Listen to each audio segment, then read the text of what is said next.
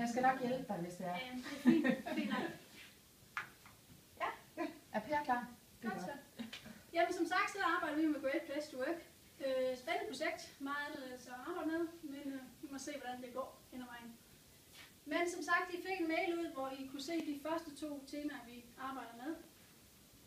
Den første, vi har delt ind, den går under hovedoverskriften respekt, stolthed og stolthed.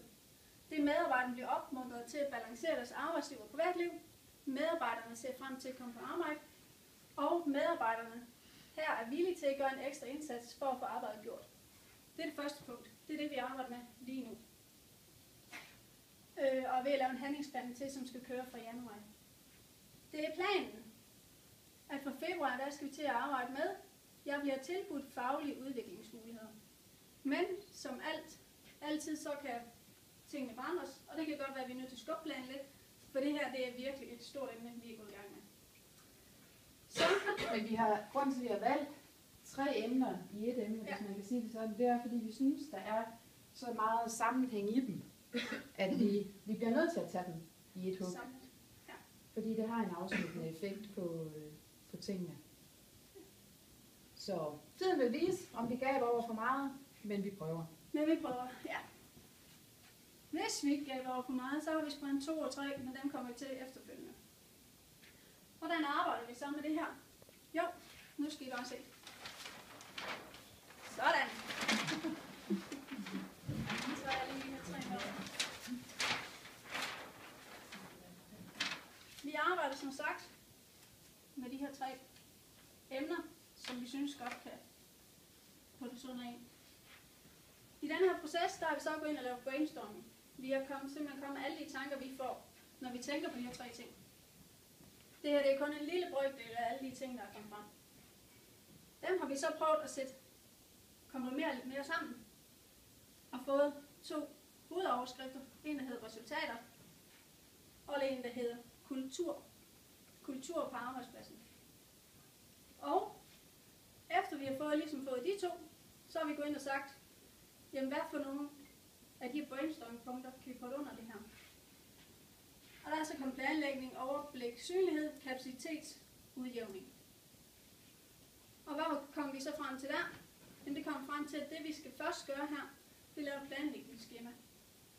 Og i planlægningsskema hænger det, at vi skal til at være mere åbne i vores grupper, se hvor vores belastning er, og så formidle det ud til alle grupperne, så vi kan se, hvor vi kan hjælpe hinanden på kryds og tværs.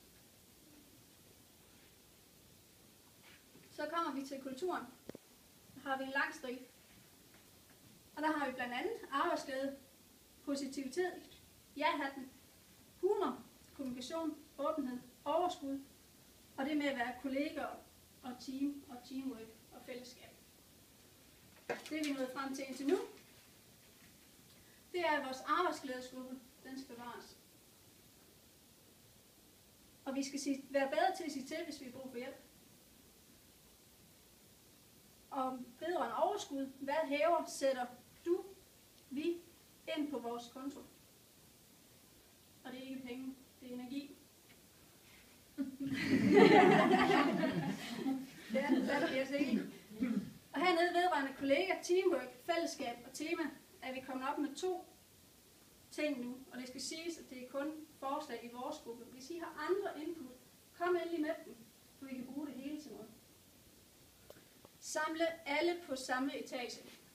Og det er igen med, fordi at kompis sidder nedenunder, vi sidder herude. Og det kunne være rart, at vi ligesom var et stort kontor på samme sted. Pladsrotation. Det betyder, at vi har vores egne kunder, men vi eventuelt lige bytter plads for en kort periode, for ligesom at lære hinanden bedre at kende, og finde nye metoder at gøre tingene på. Så det er der, vi er lige nu. Men der er jo intet, der er besluttet, og der er intet, der er stoppet her. Det er agilt, som vi siger. Det vil sige, at det kan ændre sig lige meget hvad. Så det vi har brug for, det er, at vi ikke kun sidder i gruppen og laver vores brainstorming, men vi også får ud fra grupperne ind hele tiden. Ja. Sådan for lige at trykke på vores egne idéer og brainstorming her, så hver af de ting her, dem tager vi en dialog om. Passer de så på nogle af de her emner her? For gør de ikke det, ud til højre om lidt igen. Så er det ikke dem, vi skal, så er vi på vej ud af en forkert sti, er vi i hvert fald blevet enige om. Så vi synes, at vores krav til os selv, det er, at vi finder et match heroppe, ellers så er det ikke korrekt. Det er sådan lige for, at I kan forstå, hvorfor der står 1A og B og C på dem. Ja. Det var det. Nej. Men hvad siger I til det? Spændende. Mm. Ja. Carsten, har du nogle kommentarer til? Nej, ikke udover, jeg synes, det lyder spændende. Det er en anden måde at gribe tingene an på. Det synes jeg umiddelbart, det lyder spændende. Ja. Det er jo så også besluttet, at vi skal, i den periode, vi arbejder med det her, så tager vi det op hver mandag. Fordi det handler jo om information og involvering. Det er jo måden, vi skal arbejde med det her på. Så derfor hver mandag, så vil vi lige få en kort gennemgang af, hvor er vi nået hen. Okay. Mm-hmm. Og der er også vigtigt at sige, at når vi melder ud med noget, så er det vigtigt, at vi lige får noget feedback fra jer. Hvis nogen sidder og tænker, det kan ikke glemme alt om. Lad os vide det. Fordi lige meget hvad, så kan vi bruge det til et eller andet. Skal man så komme med feedback tilbage til sin koordinator derhen?